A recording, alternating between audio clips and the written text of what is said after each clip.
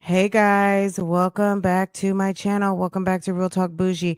Guys, welcome to day 3, Florida versus Donna Adelson, okay? And sort of kind of Wendy Adelson, okay? But it's, look, if you've been watching, you know that Wendy is being interwoven and they're planting seeds, not necessarily for this jury, but I think it's hard to tell this story with that one without the other. So everything is playing upon everything else. But anyway, let's just get into day 3. Day 3 was pretty interesting. I'm going to be honest with you. If you watched, you'll know exactly what I'm referring to. It did drag. Okay. Like, I'm not going to lie and say, oh my God, this was such an exciting day. It dragged, but it was interesting nonetheless. And it definitely was chock full of a lot of very good information. So let's go ahead and get into it. Let's see right here. Okay. So the day started out with Jeff LaCasse. Jeff is a boyfriend of Wendy, and Jeff was kind of the unknowing, kind of curmudgeonly boyfriend of Wendy, like just kind of, Wendy, the way he described Wendy, I'm going to be honest with you. He had to have known, look at his face. He had to have known Wendy wasn't really into you, sir. And I think what evolved in the relationship was that he slowly figured out Wendy wasn't really into him. And if you've seen Jeff before and you've heard his testimony, according to him, Wendy cheated on him. He felt like he was being used. And sir, you probably really were. You were being used. Now, was he being used for the ultimate setup? Was Wendy trying to set him up for the murder of Dan Markel? It's possible. It's very possible. I feel like this is my theory. If he was going to be set up, he would have been set up. I don't feel like he was set up. There were definitely some really crazy coincidences. And those could have been opportunities where they could have used him to try to be a scapegoat. But clearly, knowing what we all know, it would have come out eventually. As long as Sigfredo, Luis, and Katie were in place, no matter how much they tried to use Jeff as a potential distraction, it would have eventually ended up coming out. It would have just maybe prolonged things. Um, I think it's safe to assume that it makes it sound more interesting that Wendy was trying to set him up, but the fact that he wasn't going to be doing the unaliving, and it would have been just a mere distraction. I'm going to be honest. I don't think that um that factored in majorly. Maybe Wendy is just as conniving and manipulative as we think she is. Okay. I really think um maybe it takes away a little bit of his pain of knowing that she really just didn't like you. She was using you. Maybe she used him as some sort of fill-in. Um he just wasn't It didn't turn out the way he had hoped. I think he really liked Wendy. I think he felt fooled by Wendy. He was used by Wendy. And, he doesn't look like a happy person. And I'm sure after all of this time, there would be other places he would rather be than continuing to have to testify and talk about this very dark period in his dating life, where he stumbled across this woman who he thought was very beautiful and vivacious and all of these things, and she is deeply troubled, and her family has a lot going on. It just seemed to me, um Jeff, hopefully once this whole thing gets prosecuted, Jeff has an opportunity to move on, because he seems like a very nice guy. It seems as though he got caught up in Wendy's web of lies and manipulation to get her way. And instead of walking away like he should have many, many times, he stuck around trying to make it work, and got caught up. And now, 11 years later, he's still testifying in trials about this matter. And personally, I'd be happy to move on. And then it brings us to, so there were a couple things that came out in his testimony, one of which basically he tells a story about Wendy asking him once upon a time, when do kids come into their long-term memory, and or their autobiographical memories, how they put it. And that got kind of squashed as far as like expert testimony versus just telling the story. And it doesn't seem like he was able to really tell what happened without offering opinions. So that kind of got squashed, rather than, yeah, we had a conversation once and she was just asking me when kids come into their memory, or she just asked me, do I know? And because he is in social work and has studied some psychology, I guess it was bordering opinion and expert status versus just someone coming to tell the facts of the case as they know it. So it got caught up, and that got taken out. He did talk about the 2 times that he was going out of town, and just so happened those are the 2 times that they were trying to kill Dan, one of which they did kill Dan. That he potentially was looked at as a suspect. But in any murder situation, aren't most of the key people in and around the death of the individual suspects until they're eliminated? I mean, I don't know that they thought of him as a serious suspect. And at the end of the day, he didn't do it. He didn't do it. He was in Tennessee. He had receipts. Like, he really wasn't a suspect.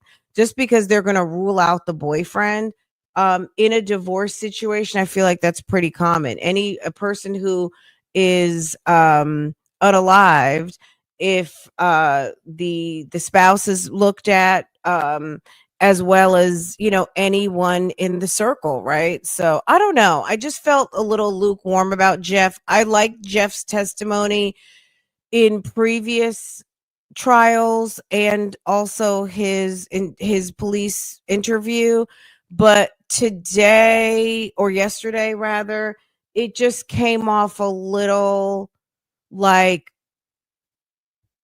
I'm going to be honest, I felt kind of bad for him that he's still having to tell this story.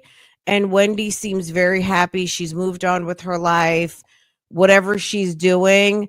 He looks like a sad individual. I feel bad for Jeff, and I hope that he finds happiness. I don't know if he's married yet or not, but I do wish him the best, because I feel like this has plagued this has been bad for him. Anyway, the next person up is June. June's very pretty. June is Charlie's ex-girlfriend. June was living with Charlie around the time of the murder, like after, and maybe like a year and a half to 2 years after. And they had a relationship. She talked about how he would talk to Katie MAGBANUA. And did she have anything to offer? I guess what she told was that he never really talked to her about anything with Dan Markel, other than she said he told her that his brother-in-law was killed and they didn't know who the person was. She saw some news story and made the connection when she heard that one of the people, I think Rivera, had been captured, and there was some information that she either learned in one of the news stories that money was stapled, and it clicked because she knew Charlie's money was stapled. There were just some things, I think, as just somebody who lives with someone, she was able to observe and glean. But, you know, did she know a whole lot? She knew that Katie was a patient at a dermatology practice that she worked at. She had some information, like she was able to corroborate some information, but in terms of bringing like a major receipt, I didn't get that from her. And the next witness as well, I didn't get that from the next witness was a friend of Charlie's. Case in the media. I just know that when I asked Charlie about his family, he advised me that his brother-in-law was murdered and shot in the head in the garage, and they don't know who did it. So that's all I knew. It was pretty short. I mean, but that's a good thing though. I mean, look, at the end of the day, you didn't, the minute that you would have found something out is the minute that you would have had to run down to the police and tell, and also that your life could have been in danger. So the fact that he kept that from her definitely was something that she didn't necessarily need to know. Charlie Adelson make a statement to you about Catherine MAGBANUA's breast augmentation? After the 2020 episode, he made a statement and joked about it. Yes. What did he say? He was saying they were thinking that he paid for the whole thing, and then he said, like he said he paid for one or something, and laughed. So there was a lot of testimony about financials today. We'll get to that in a minute. But the next person is a friend of Charlie's. And again, it wasn't super long testimony. Let's see if I can find it really quick. Okay, that's the financial. This is how short the person's testimony was. Let me see. Is he in here? I feel like he's in here somewhere. There we go. That's a friend of Charlie's. You recall that? Yes, ma'am, I do. The deposition was recently, I think August the 14th. You recall that? Yes, ma'am. I think you appeared. Thing repeatedly, almost to help himself believe something, or to talk to you till he was blue in the face, until you were almost so tired of hearing it that you're like, oh, okay, and you believed it. But Okay. it was nauseating. It's tiring. He was a talker. Yes, ma'am. All right. So that's something that we know about. I feel like that's something that we've heard about Charlie before, that Charlie does, you know, Charlie is able to convince the unconvinced, as I would say. But, you know, and you never know, maybe the Adelsons were good at working the people around them to try to, if you say something enough, and keep repeating it, then people are going to start to believe what you're saying. So even Jeff, at the beginning, he said that he kind of adopted the Adelson narrative regarding Dan Markel because, you know, he liked the Markels and, he liked the Adelsons. And based on what they were saying, it seemed plausible. People have been in bad relationships, so you're kind of taking face value what you're hearing. And again, you hear something so much, you start to adopt it, right? So I feel like that was kind of the messaging from earlier in the day. And then we get to lunch. Okay. We come back and this is Mary. I think it's Mary Hull. She did a lot of forensic investigating. Like, she followed the money trail. Okay.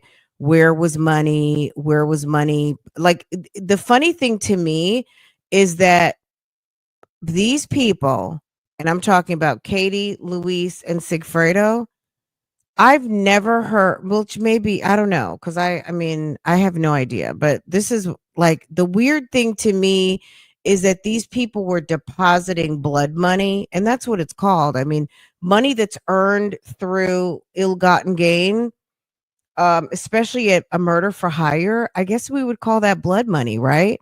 I've never heard of anybody depositing blood money in the bank. Who does that?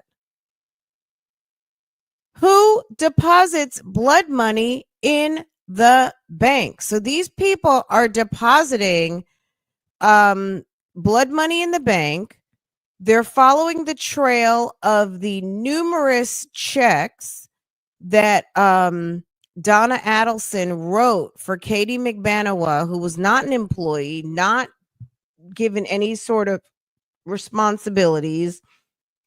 She was not employed by the Adelson Institute, but they had her on payroll so that she could get some sort of insurance benefit. And I'm wondering, was the insurance benefit Medicaid? So on top of murder, they're issuing checks to appear like payroll so that she could benefit some sort of insurance benefit.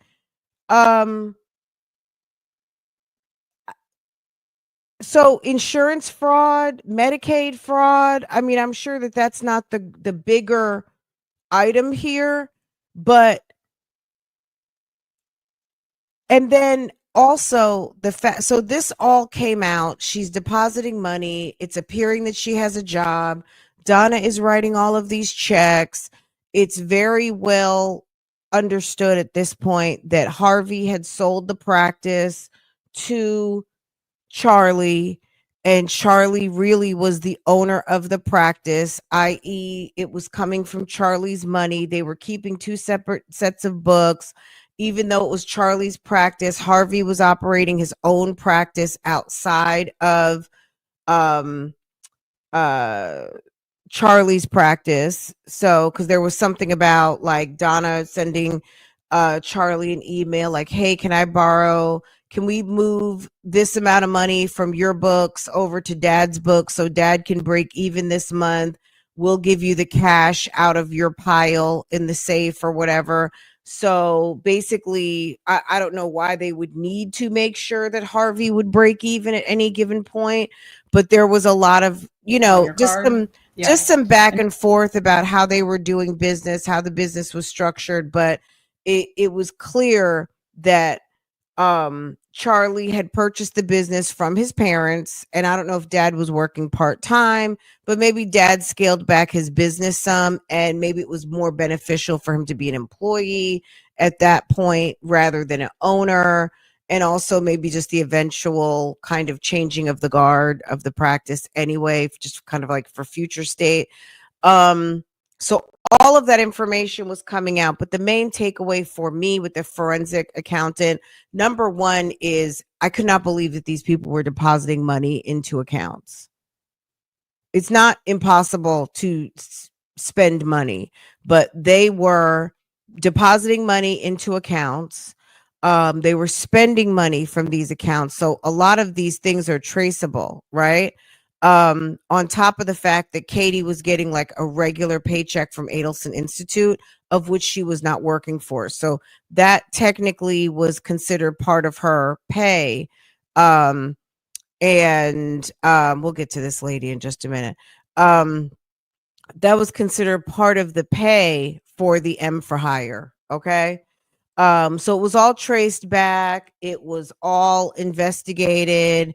They did a deep dive into the forensic accounting, and it appears that Donna wrote over 44 checks for Katie for work that was never done, and she was on payroll for someone who was not an employee. So that alone is pretty damning evidence to show like, well, why were you paying Charlie's ex-girlfriend? Why were you paying Charlie's girlfriend money on a regular basis for doing absolutely nothing, even if the excuse was it was to help her get insurance? I mean, I would almost imagine as the Adelson Institute, if you've got these employees and you are providing insurance for your employees, couldn't Katie have very easily gotten on an insurance plan at the Adelson Institute? But she was using this paycheck as verifiable income to be able to get her kids on some sort of medical benefit, which to me sounds like Medicaid. I don't know, because they wanted her to make a very low, specific, steady amount. And with that, she would be able to get that. Now, moving on, this lady here was just here for a short period of time. This is an employee of Harvey Adelson. She worked for Harvey for 40 years. She was his dental assistant. There's Harvey, Donna's husband. This lady right here, I think her name is Charlize, or Clarissa, maybe. I think it was Clarissa. She worked for Harvey for 40 years, and she, again, no, Katie never worked here. I think I know her as she was a client. She got some work done, but no, she never worked at the Adelson Institute. She, who was Charlie's assistant was, I think, Erica. What did Donna do at the practice? She was the office manager. She cut checks. She managed the books. Did you ever get paid checks in advance? No, only when the Adelsons were going on vacation. Things of that nature. Okay. This was the star witness of the day. And this is Katie MAGBANUA. Katie is the girlfriend. She's currently doing a life sentence in Florida prison. She was dating Charlie, and she's the one that Charlie basically asked to, do you know anybody who can hurt somebody? And she said, I do. And that put the wheels in motion. But apparently, let me see if this is the part where they talk about it. Hold on. So this is around the time that they met. Let's see what they're.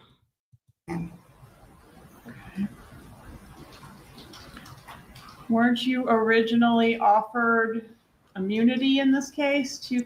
Okay, so if you don't know, Katie, so the two hitmen, one of which is her kid's father. So she was on and off again with a guy named Sigfredo. She didn't want to testify against Sigfredo because Sigfredo was up on the death penalty, and she did not want to be responsible for sending her kid's dad for death penalty. She didn't want to be responsible and have that on her, so she lied. Come forward with the truth? Yes, ma'am, I was. Why did you not take that opportunity? Well, in the first trial, I was tried with Sigfredo Garcia, and he was facing the death penalty, and I just couldn't do it. Okay, because the truth would implicate your child's father. Yes, ma'am. Okay. What about the second time? I've been living a lie this whole time, and it was just so hard to come out with the truth that I kept fighting. So she's explaining why are you telling the truth now versus the other two opportunities that you had. And as everyone's getting life without parole, why not? You know what I'm saying? Like, everyone's been convicted, at least from her side, her doing. And the Adelsons are still on, living at one of the most beautiful communities in Miami Beach. They're still making money. Charlie is happy. We are all going down. And now it's time to tell on the people for the reason why this actually occurred. Because we don't know Dan Markel. You know what I mean? And nobody knew Dan, but because of Charlie approaching her and asking her, soon after she met him, do you know someone who can hurt somebody? Okay. And what year was that? That was 2013. Okay. And so on Halloween, what is your memory of what y'all were doing that night that you're able to remember that happened that night? Well, we were out in Lincoln Road. It was like a kind of like a block party in Lincoln Road. And then when I when we were getting ready to get into our cars, he jumped into my car and he basically suggested that, do I know anybody that can harm someone? Okay. And that were those the words you used, harm? Yes, ma'am. Okay. And did you know somebody that could harm someone? Yes, ma'am. At that time, I mean, Sigfredo was the first person that kind of popped in my head. Okay, I want to approach and show you an exhibit. This states 36. Do you recognize this photograph? Yes, ma'am. Is it a fair and accurate photograph of you and Charlie Adelson when you all were dating? Yes, ma'am. Moving to evidence states 36, Your Honor. Any objection? States 36 is admitted. All right, let me go back just a little bit because she asked her when they met. And the reason why this is significant is because to me, it almost, I don't want to say, I mean, maybe he liked Katie, but soon after he met Katie, he's asking her, do you know anybody who could kill somebody? When did Charlie Adelson first bring this idea up to you that I'm looking for someone to harm my brother-in-law? This was around October. What stuck out in my head was on Halloween on October 31st. Someone to bring this Adelson. Yes, ma'am. And one of those off times is that when you started seeing Charlie Adelson. Yes, ma'am. All right. And then toward the end of Charlie Adelson, there was a little bit of overlap with the two men. Yes, ma'am. And that sort of is in the middle of the time frame that we're talking about here today, right? Yes, ma'am. When did Charlie Adelson first bring this idea up to you that Mr.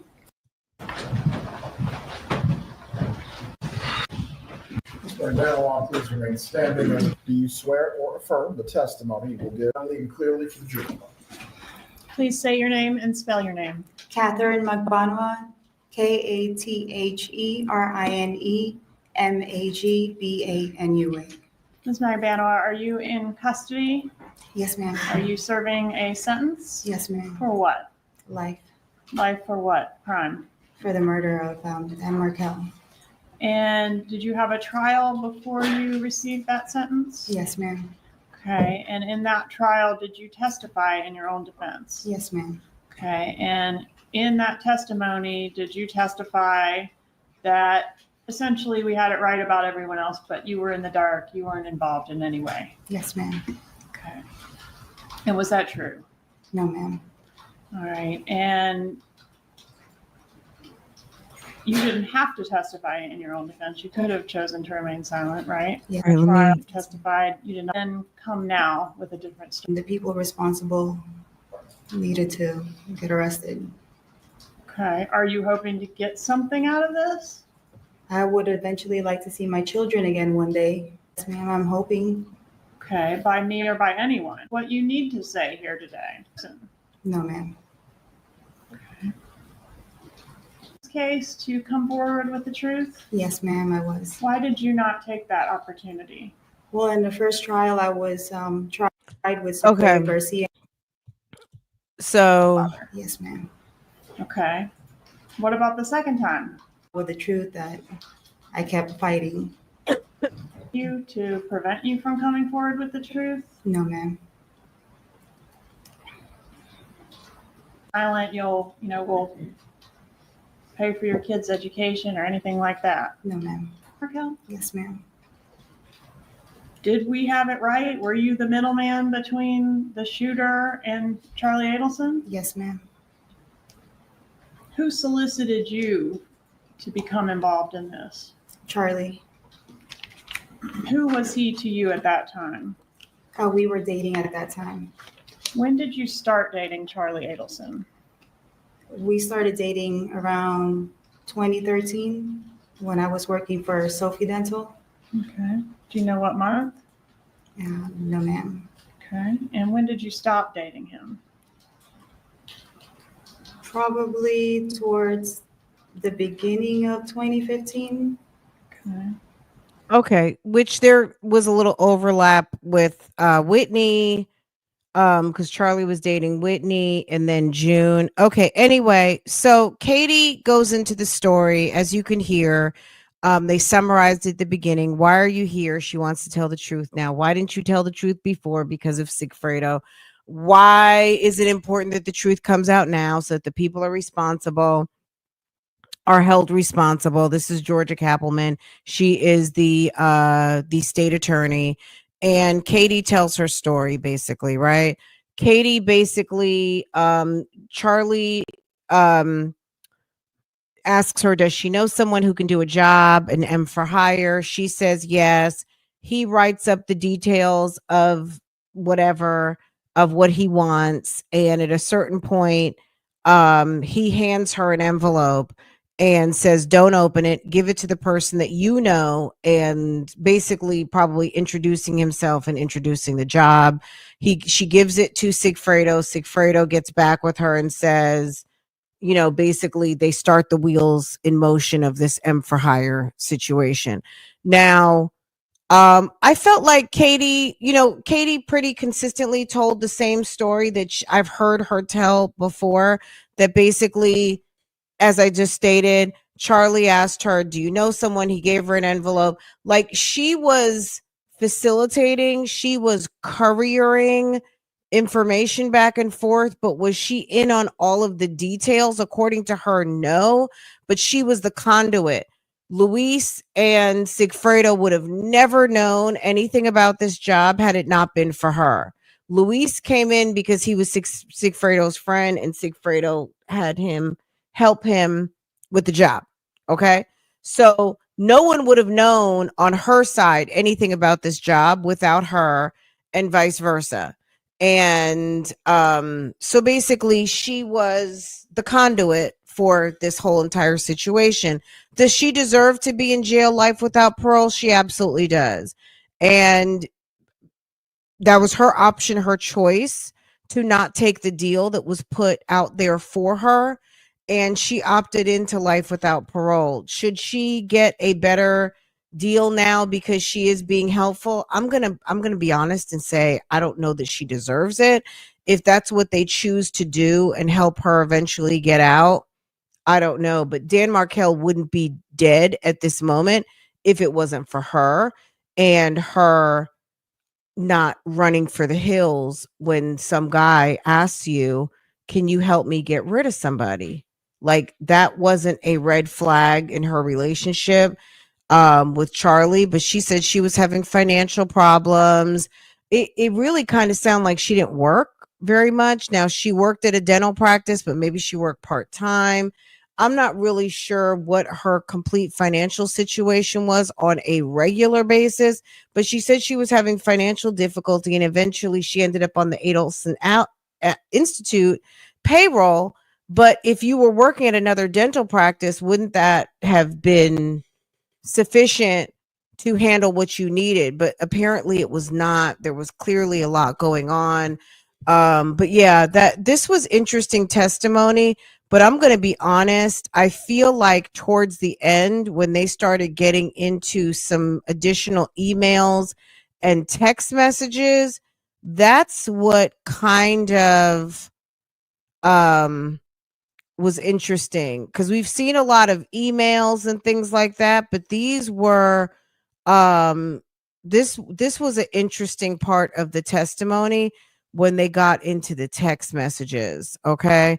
And it almost made me think there was a certain point where they were Donna started with the and delete this message type of thing. I almost feel like, even though Harvey's birthday party um was a big deal, and they were working on some sort of big birthday present or some sort of celebration for Harvey's birthday, I almost feel like it was more code, maybe for the murder of Dan Markel. I don't know. I don't know. I could be wrong. Was Harvey's birthday present that time was that like the greater code for the unaliving of Dan Markel? Also, the whole TV situation, the appointment. So there's a running kind of subplot in this whole thing of Wendy and her television. Wendy's television was damaged. She had to get someone from the Geek Squad to come over there and assess it.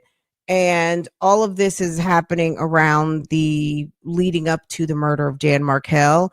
And it's something that was talked about in Jeff's testimony earlier. And it comes up because that was just kind of a reoccurring thing. And then there was also the Charlie Adelson bad joke of, I wanted to get Wendy a divorce so I wanted to get Wendy a hitman, but for her divorce, but buying her a TV was cheaper or something like that. I don't know, like just a mess, Charlie.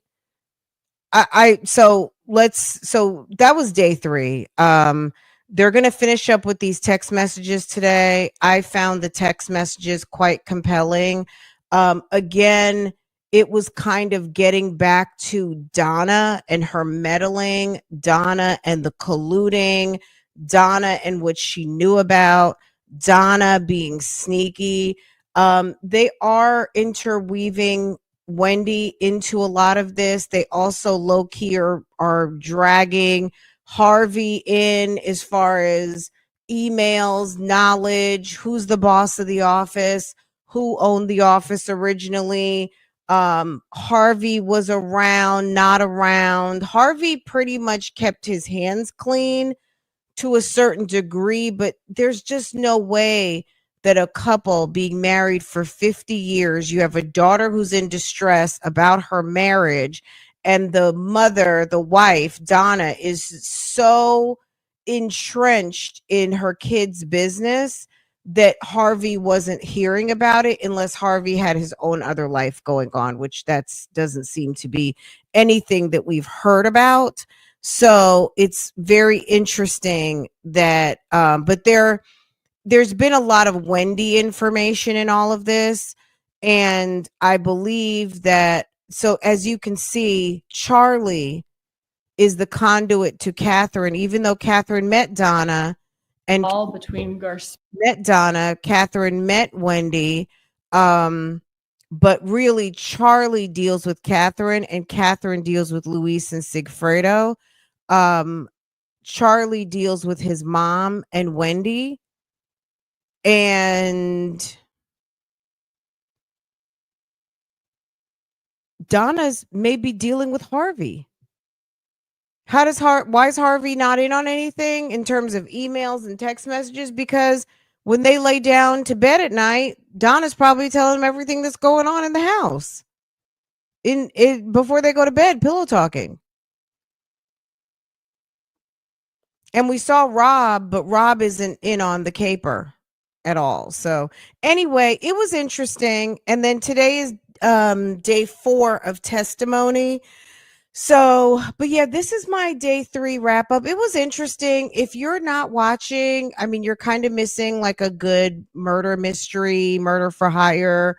I guess it's not a murder mystery per se, because we do know who committed the murder, and that's these 2 guys down here, Sigfredo and Luis. And who brought Sigfredo and Luis to the table? Catherine. Catherine was dating Charlie. Now, Charlie is trying to make it seem as though they were extorting him, that they somehow just magically decided to go commit a murder. And maybe Katie was trying to extort him through these 2 guys, like more so, not necessarily like I asked Katie to get me 2 hitmen, more so Katie probably was pillow talking to her baby's father. They went ahead and came and did it. And now they're extorting us. There's no evidence to support that they were being extorted. It's giving murder for hire plot. And that's it. That's all. Anyway, guys, let me know what you thought about day 3. Any interesting anything that stuck out in your mind. And I'm kind of interested in hearing Charlie's testimony, and then we're going to see this thing wrap up. I feel like it's going to wrap up soon, because we're getting to all of the crux of, unless they're going to go into, into more testimony about, I mean, we've saw the autopsy and all of those things, so I don't know what's left. They read off a laundry list of people who were on the witness list, but just because the witness list, just because of whomever they present on the witness list doesn't necessarily mean that they're calling everybody on the witness list. So, still very interesting. I know a lot of you guys are watching, so make sure to subscribe to this channel if you're new here. And I'll be watching today too, and we will definitely talk about it. Okay. You guys have a wonderful day. I will see you guys next time. And make sure to comment down below. Let me know what's sticking out to you. Is Donna going to be found guilty or not guilty? Do you think she's gonna I don't know that she's gonna walk away. I feel like so let me ask you guys this before, so comment down below what is going to get Donna convicted and what is giving reasonable doubt. I feel like the Adelson Institute laundry list of checks and payments, stapled checks, all of the things is what's going to send her to life without parole. I feel like Donna was very well aware. You were writing checks. You were aware. You and Charlie are on the phones. Okay, we didn't even talk about that. If you're not familiar with this case, then you might not know. There are endless phone calls between Donna and her son Charlie, basically discussing Wendy, number one, discussing pre and post situations, and pre and post his conviction, and Donna also implicating Wendy in being knowledgeable about Dan being taken out. So if Wendy knows, certainly you were writing the checks to the person who facilitated the gangsters, the assassins. So I do feel like that's what's going to send Donna to the women's penitentiary, but you guys let me know. I'll see you next time. Take care. Have a wonderful day. And I'll see you over in the bushes. Bye, guys.